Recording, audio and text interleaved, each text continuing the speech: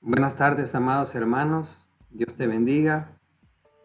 Hoy me complace partícipe de dar este mensaje de parte del Señor a la Iglesia Refugio de Galadia, a todos aquellos que nos estén escuchando a través de estas redes sociales que son de bendición, sabiéndolo utilizar de gran manera. Y pues, ¿qué les parece, amados hermanos? Antes de iniciar con este mensaje, el cual hemos titulado La depresión en el cristiano y su sanidad por medio de la fe y la esperanza en Dios.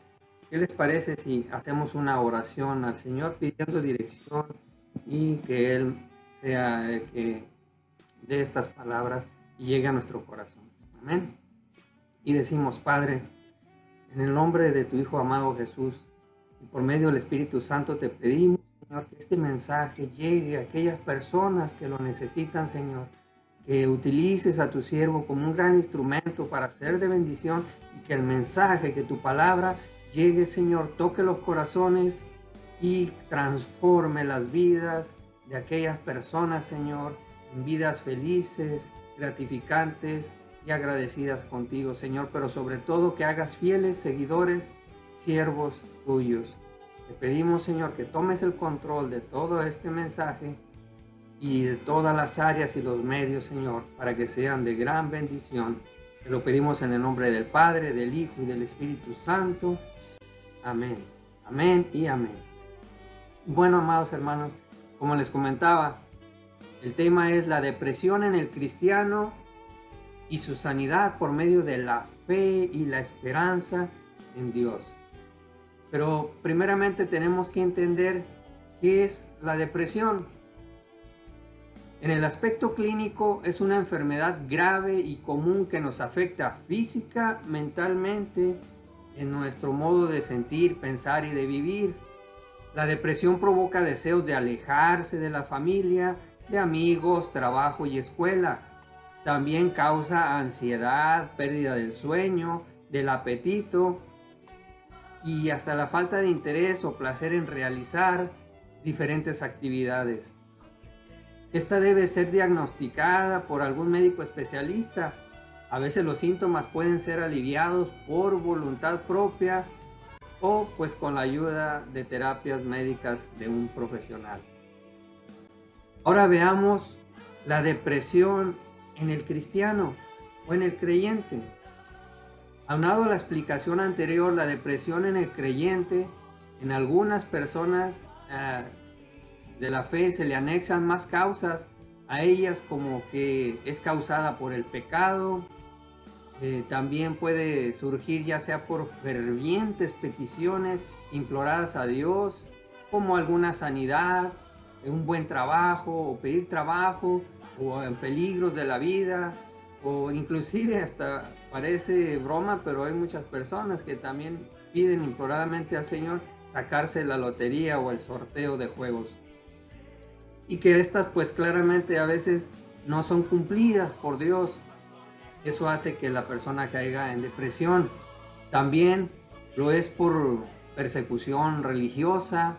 Sabemos que hay mucho bullying o mucho acoso a las personas creyentes en fe, lo que es aún peor, los linchamientos en algunos lugares, y también incluye a veces la persecución política, entre otras más que no terminaría de enumerarlas pues, por el tiempo de este mensaje y servicio.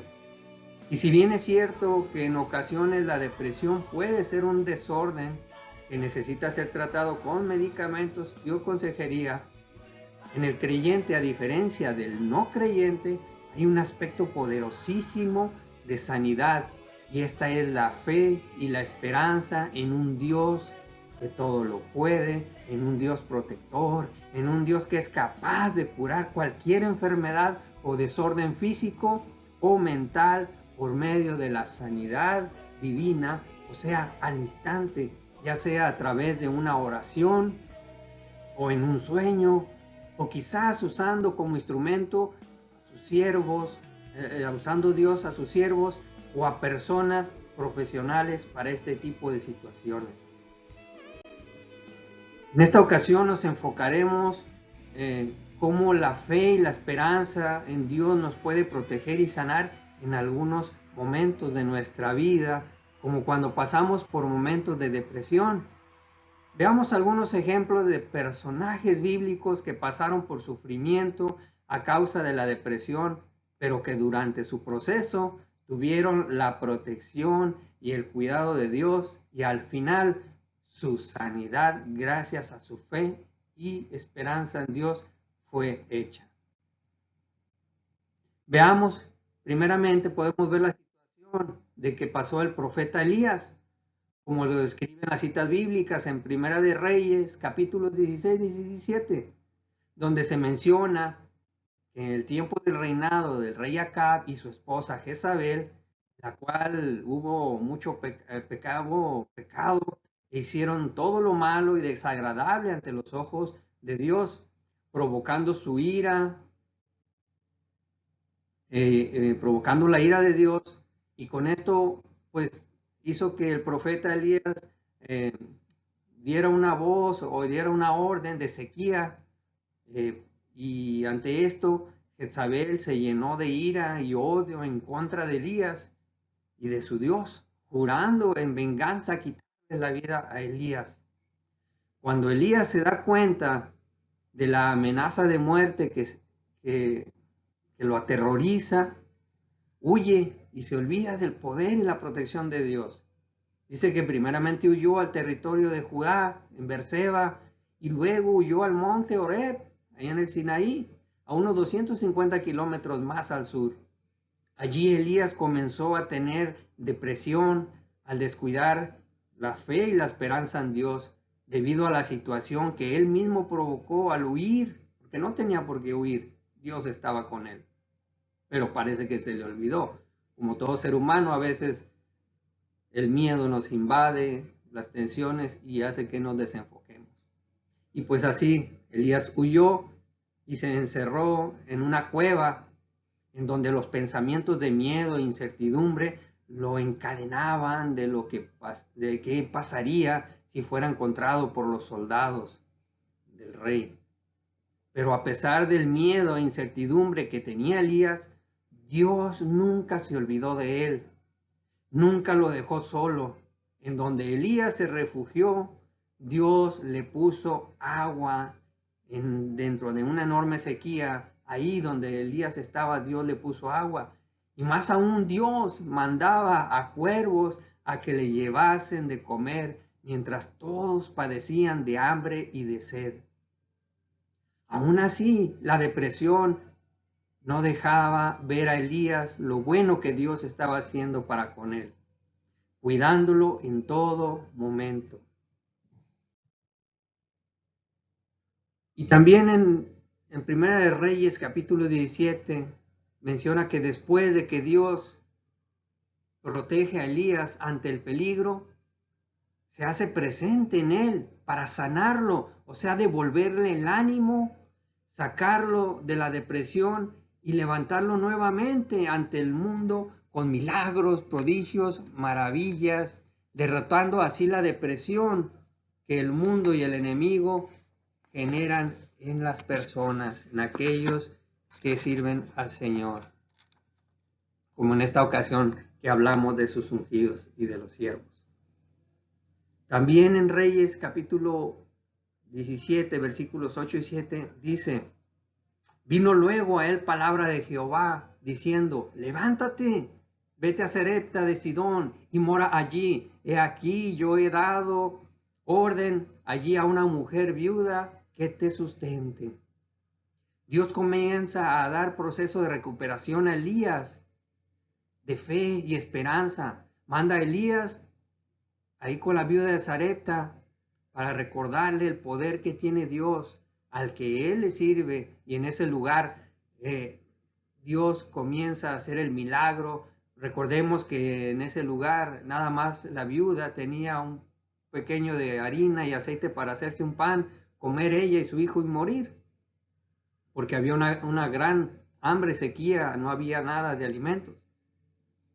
Pero en ese lugar Dios ante Elías hace el milagro de las vasijas donde se llenan de harina y de aceite y nunca quedan vacías. También en ese momento el Señor resucita al hijo de la viuda por medio de Elías. Y esto hace en Elías que se refuerce su fe y su esperanza en Dios, logrando salir de la depresión y que sane rápidamente, preparándolo para que el mundo nuevamente vea el poder de Dios a través de sus siervos ungidos, como en este caso lo era con Elías. Y así es como en Primera de Reyes, capítulo 18, Dios finaliza mostrando su gran poder a través de Elías, un hombre ya totalmente sano, lleno de fe y esperanza en Dios. También recordemos que ahí es cuando Dios lo utiliza para que Elías rete a los sacerdotes de Baal y Acera y a que se manifiesten sus dioses por medio de fuego, haciendo un sacrificio con bueyes, en donde al final se sabe que los dioses de Baal y Acera nunca se manifestaron porque eran dioses falsos y paganos, pero que el Dios de Elías se manifestó con gran poder, haciendo bajar fuego consumidor totalmente, bajando el fuego del cielo y consumiendo totalmente el sacrificio que Elías había puesto, aún echándole agua, todo lo consumió. Así es como Elías aniquila a todos sus enemigos, los sacerdotes de Baal y Acera, y por último Dios hace que Elías de propia voz ordene en el nombre del Señor que vuelva la lluvia después de varios años de sequía. Podemos ver cómo Dios se manifiesta poderosamente en nosotros, pero es necesario nosotros estar llenos de fe, llenos de ánimo en el Señor, totalmente sanos y fuera de toda enfermedad y depresión. Por eso es que Dios siempre tiene el control y sana en aquellos que confían en Él, en aquellos que tienen la fe y su esperanza puesta en el Dios poderoso y eterno. Gracias, Señor. También podemos ver otro ejemplo bíblico, es el del personaje de Jacob cuando huye de Esaú, su hermano, por haberle robado la bendición de la primogenitura. Algunos lo recordarán. Podemos ver que en Génesis 27, capítulo 27, del versículo 41 al 43, Jacob huye de Esaú. Dice del 41 al 43, a partir de ese momento, Esaú guardó un profundo rencor hacia su hermano por causa de la bendición que le había dado su padre y pensaba, ya falta poco para que hagamos duelo por mi padre y después de eso mataré a mi hermano Jacob. Cuando Rebeca se enteró de lo que estaba pasando, Esaú mandó llamar a Jacob y le dijo, mira, tu hermano Esaú está planeando matarte para vengarse de ti. Por eso, hijo mío, obedece, prepárate y huye enseguida a Harán, a la casa de mi hermano Labán. Y como el ejemplo anterior de Elías, es allí cuando comenzó la angustia y el temor de Jacob, que conforme también pasaba el tiempo, esto le generaría incertidumbres, miedos, hasta convertirse en depresión. También Génesis 32 habla de que Jacob se prepara para el encuentro con Esaú. En este pasaje vemos cómo también Dios está en todo momento guardando la vida de Jacob, al igual como lo hizo con Elías. En medio de su depresión, Él guarda, el Señor protege, el Señor sabe, en medio de la depresión. En este caso de Jacob, había cometido algo indebido, había robado la progenitura, había hecho cosas indebidas, pero Dios lo sabe y así también el Señor, dentro de ese proceso, Él tiene el cuidado de protegernos para evitar que hagamos algo indebido o inclusive cometer hasta el suicidio. Eso es lo que también Jacob tenía, ese temor, ese miedo. Y menciona en el capítulo 32 de Génesis que Jacob al ir al encuentro con su hermano Esaú, dice que se prepara él para el encuentro con Esaú en ese viaje y dice que Jacob siguió su camino y unos ángeles de Dios le salieron al encuentro. Cuando Jacob los vio, dijo, este es un ejército de Dios. Pero era que Dios estaba cuidando a Jacob en todo momento, en su camino, en su transcurso, en su dificultad, en su proceso de dificultad, de miedo y de temores.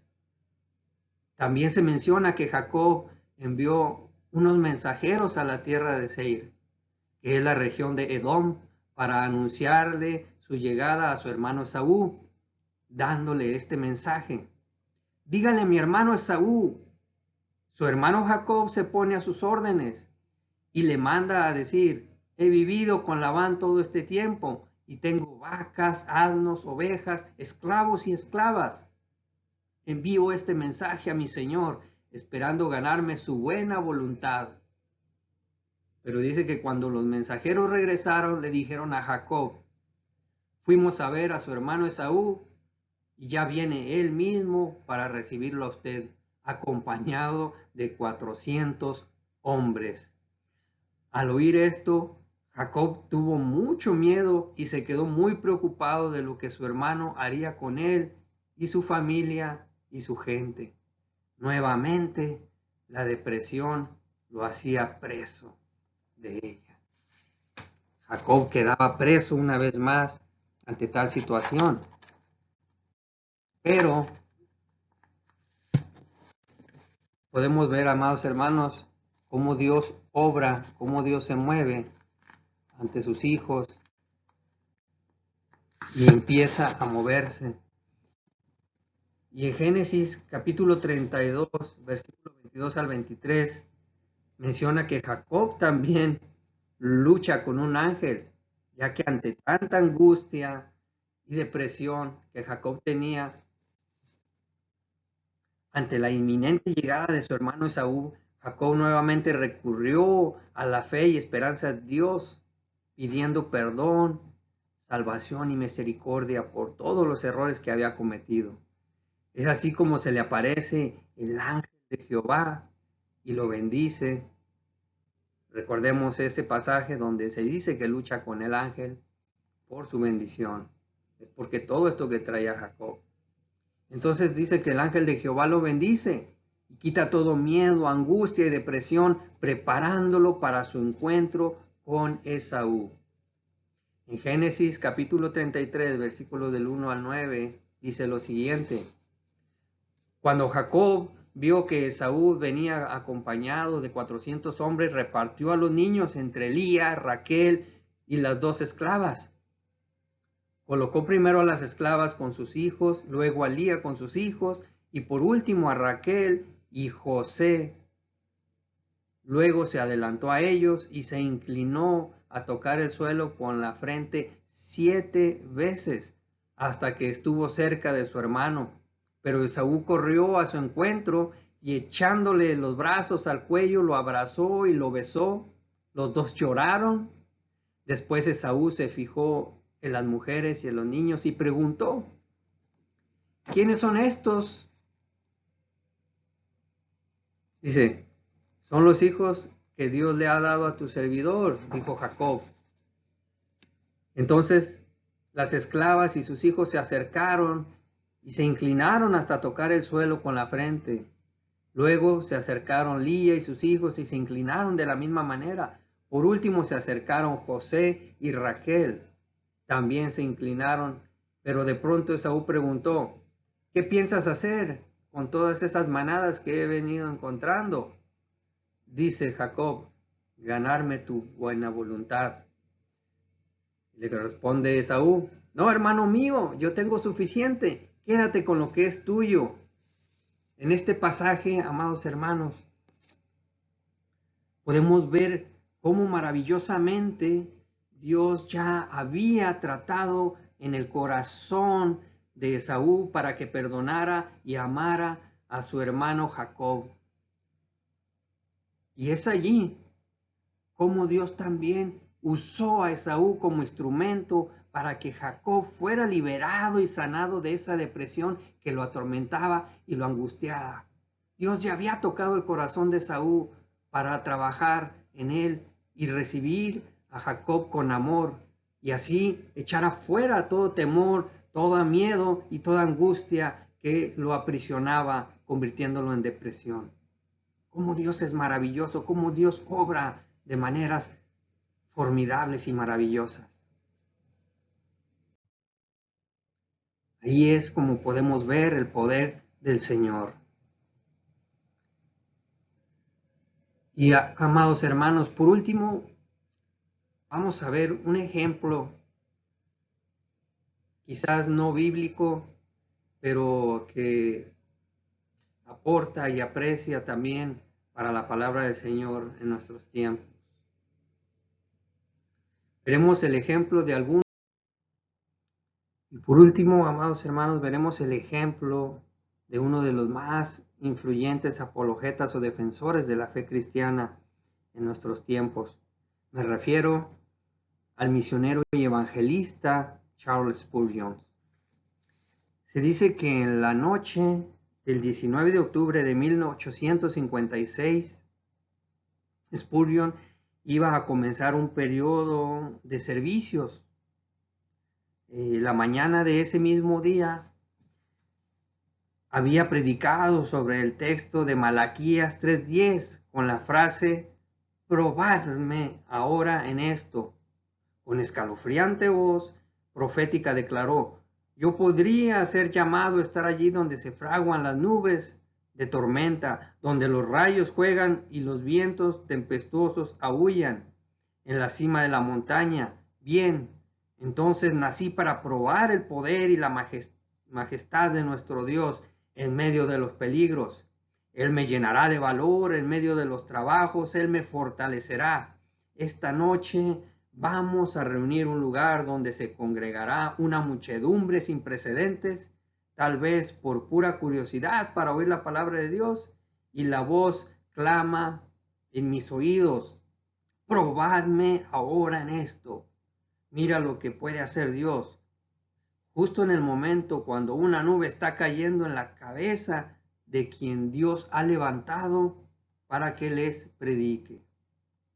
Se dice que esa noche en el salón Surrey Hall, con capacidad de albergar a 12,000 personas, estaba desbordado. El servicio acababa de empezar cuando durante la oración de Spurgeon, varios sinvergüenzas malintencionados que estaban entre la gente gritaron: ¡fuego! ¡Fuego! Los balcones se están desplomando.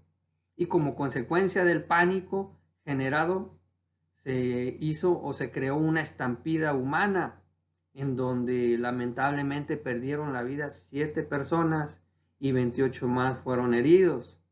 Tuvieron que ser hospitalizados por severas lesiones. Spurgeon, totalmente desanimado, tuvo que ser llevado del púlpito a casa de un amigo, donde permaneció por varios días sumido en una profunda depresión por lo antes acontecido. Fíjense, un hombre totalmente devoto de la fe, defensor de la fe cristiana, un misionero, un evangelista reconocido internacionalmente, y cae en depresión. ¿Cómo cae en depresión también? Más tarde, él comentó: tal vez ningún alma se acercó tanto al horno ardiente de la locura y se alejó de él sin recibir ningún daño. Finalmente, Spurgeon encontró consuelo en esas palabras inspiradas en las Sagradas Escrituras que vienen en Primera de Pedro, capítulo 1, versículo 6, el cual dice: en lo cual vosotros os alegráis, aunque ahora por poco tiempo, si es necesario, tengáis que ser afligidos en diversas pruebas. Spurgeon comprendió que no era más que él era un soldado de Dios y que el Señor era el capitán de los ejércitos y que por ello con él la victoria estaba asegurada. Spurgeon dijo lo siguiente durante su enfermedad: cuando mi espíritu estaba tan abatido que podía llorar durante horas como un niño y sin embargo no sabía por qué lloraba, un buen amigo me estaba contando acerca de una pobre mujer, de una historia de una mujer que vivía cerca, que sufría de grandes dolores, pero que estaba llena de gozo y alegría en el Señor. Al oír esta historia, dice Spurgeon, me sentí muy acongojado y avergonzado de mí mismo, mientras que se debatía frente al contraste entre su depresión y el gozo, hecho patente por esa mujer que sufría de cáncer. Este texto brilló en la mente con su verdadero significado, que algunas veces el cristiano no soporta sus sufrimientos con un corazón valeroso y gozoso, sino a veces su espíritu se hunde con él, y el cristiano debe volverse a los brazos de Dios como un niñito golpeado por la vida. A veces, la depresión de Spurgeon también era el resultado directo de sus diversas enfermedades. Él tenía muchas enfermedades físicas. Tal vez el origen psicológico, y en el caso de su enfermedad llamada la gota, que es un padecimiento conjunto de dolores, artritis, hinchazón e inclusive inmovilización por tiempo prolongado del cuerpo que no podía moverse. A pesar de ello, Spurgeon consideraba su propia depresión como su peor rasgo, y una vez comentó que el decaimiento no es una virtud, creo que es un vicio. Estoy avergonzado de mí mismo, de corazón, por caer en él, pero estoy seguro de que no hay remedio tan bueno para eso como la santa fe y esperanza en Dios. Allí estaba Spurgeon, una vez más declarando el medio, el camino por cual salir librado y sanado y victorioso. La fe y la esperanza en Dios. Spurgeon se consolaba a sí mismo también al descubrir que tal depresión lo equipaba para ministrar con mayor fuerza y efectividad, diciendo: yo iría a las profundidades 100 veces para alentar a los espíritus abatidos. Es bueno que yo experimente la aflicción para saber de primera mano cómo hablar oportunamente una palabra de salvación a alguien que esté abrumado y necesite de Dios, necesite la fe y la esperanza de Dios. En esta experiencia, el predicador y misionero Charles Spurgeon, podemos ver cómo Dios lo levantó y lo sanó por medio de su palabra y de algunos instrumentos, como la señora que padecía de cáncer y aún así vio en ella gozo y alegría, siendo que era algo más fuerte o grave que lo que padecía Spurgeon en la cuestión de depresión. Y aún más hizo que Spurgeon canalizara su sufrimiento y depresión para predicar la palabra de salvación en Cristo Jesús con más fuerza y poder.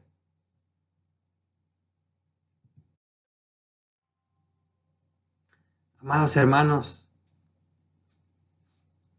ya para finalizar, podemos ver cómo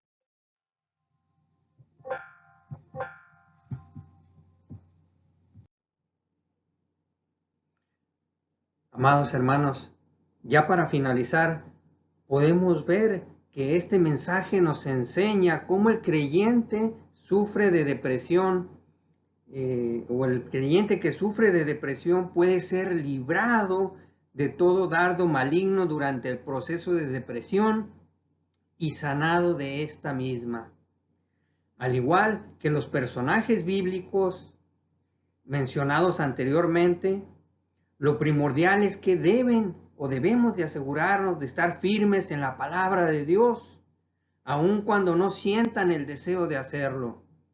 Las emociones y sentimientos por las que estamos atravesando en momentos difíciles pueden desviarnos, mas no así la palabra de Dios.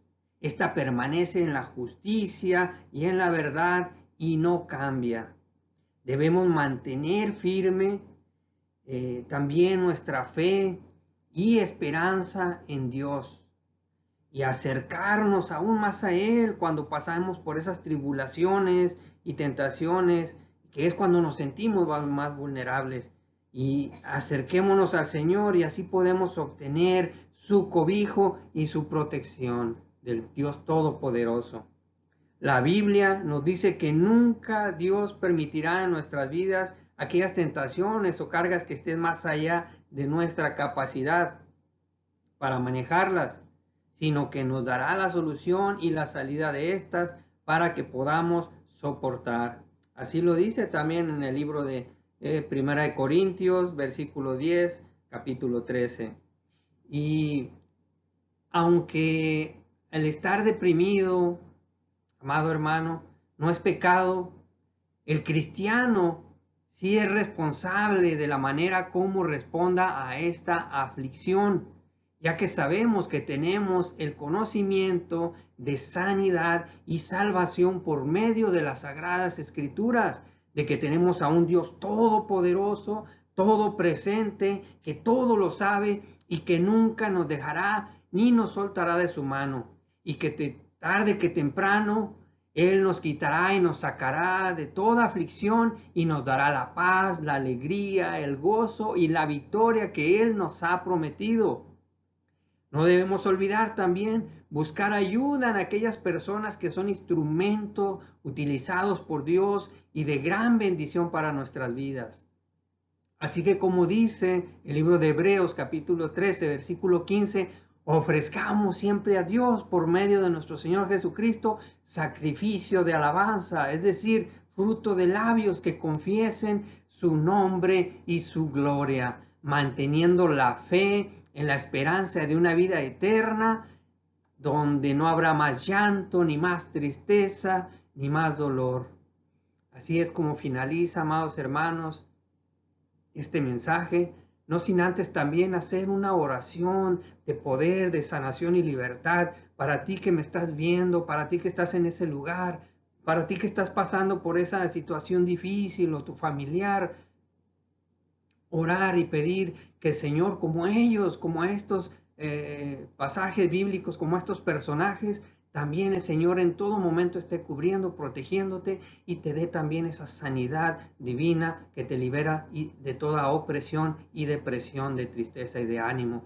Y así es como decimos y oramos en el nombre de Jesús y decimos, Padre, en el nombre poderoso de Jesús, Señor, te pedimos y yo te pido como tu siervo fiel, Señor, que toques a cada uno de estos amados hermanos que estén escuchando a través de estos medios y en los cuales ellos estén pasando por una dificultad, Señor, de depresión, de desánimo, por alguna situación difícil que han pasado, quizás familiar, de trabajo, de tristeza, de angustias, miedos que hace la vida y que el enemigo acecha día con día. Te pido, Señor, que toques sus corazones para que ellos declaren que tú eres el Señor Todopoderoso y el Salvador de nuestras vidas. Y que en todo momento, Señor, y en cada momento, aún inclusive en el sueño profundo y durmiendo, tú estás en control, Señor, de todos nosotros. Que guardas, Señor, nuestra seguridad, nuestra alma y nuestro espíritu. Que tienes cuidado, Señor, de todos nosotros como el buen Padre a sus hijos. Así es que te pido en el nombre de Jesús, Señor, que toda angustia, que todo miedo, que toda tristeza sea fuera y echada en el nombre de Jesús de todos aquellos, Señor, que están padeciendo. Y que tú cuides de ellos, Señor, y que también des esa solución, Señor, que les enseñes a través de milagros, maravillas y prodigios, Señor, que ellos pueden obrar y manejarse poderosamente, Señor, y pueden aún más ser de ayuda y bendición para otros. Porque ellos creen y confían en la sanidad divina, no nada más en la médica, sino en la divina, Señor, que esta es de espíritu, de mente, de cuerpo y alma, y solo tú lo puedes dar, Señor. Así es que hoy, en el nombre de Jesús, sanamos, declaramos sanidad, declaramos fuera la depresión, declaramos fuera el estado de ánimo, de tristeza, y declaramos alegría, paz y gozo en nuestros corazones, en nuestras almas, y confiamos, Señor, y te pedimos, Señor, y confiamos, creemos ciegamente en que tú harás el milagro, y si lo estás haciendo, Señor, ahora lo estás haciendo, y también será manifiesto, Señor. Así es que en el nombre poderoso de Jesús te damos gracias, Señor, por manifestarte grandemente, por salvarnos y por mostrar esos milagros, Señor, de vida en nosotros, de sanación y libertad. Gracias, gracias. Y hasta allá donde estás, hermano, armada, hermana, hermano, Recibe esta palabra, recibe esta bendición, recibe esta unción, recibe esta liberación, recibe esta sanidad divina de parte de Jesús por medio de su Espíritu Santo, ahora y en el nombre poderoso de Jesús, para gloria y manifestación del poderío de Dios, el Dios de los ejércitos, el Dios de Abraham, de Isaac y de Jacob, y el Hijo de Dios, nuestro Señor Jesucristo. Amén, amén y amén. Y así es como terminamos, amados hermanos, este servicio, este mensaje en línea, esperando sea de bendición. Y también si fue de bendición para tu vida o es de bendición, compártelo a aquellos que lo necesitan, a aquellos que crees que este mensaje va a ser poderosamente de sanidad y liberación para todos aquellos. Mientras más lo compartamos, más bendiciones y más rompimientos de maldiciones, de depresión habrá, porque en el nombre de Jesús, en la palabra de Dios, hay salvación, hay fe, hay esperanza y hay vida eterna. Dios te bendiga y te guarde, y soy tu hermano Aldo Ruiz, y como siempre digo este mensaje, que con Cristo todo, y sin Él nada. Dios te bendiga y te guarde, mi amado hermano. Bendiciones.